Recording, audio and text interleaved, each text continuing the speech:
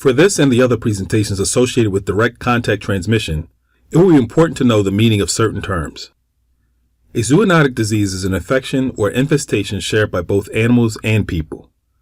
So when we use the term zoonotic disease, that does not always mean that the disease has been transmitted from an animal to a person. It just means that both people and animals are capable of getting that disease. Transmission by direct contact requires that an organism that can cause disease, such as a virus, a bacteria, or a fungus, is in the environment or within or on an infected animal.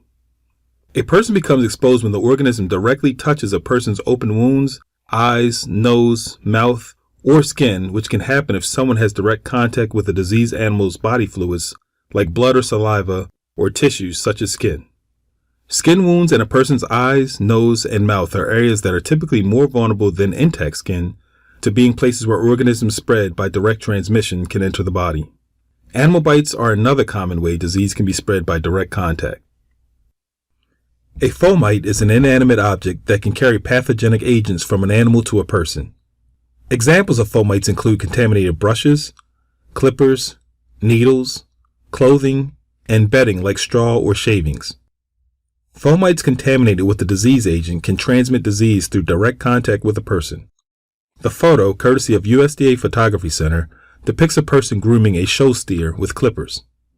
The photo from the Center for Food Security and Public Health depicts ear tagging a calf, as highlighted by the red arrow. And if the animal's blood were to contact the person's hands, he could be exposed via direct contact.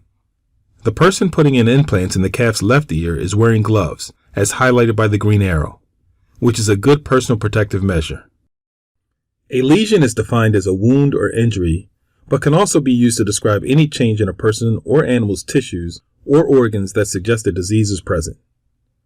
Personal protective equipment, commonly referred to as PPE, is equipment worn to minimize exposure to a variety of hazards. Examples of PPE include such items as gloves, foot and eye protection, protective hearing devices like earplugs, hard hats, respirators, and full body suits.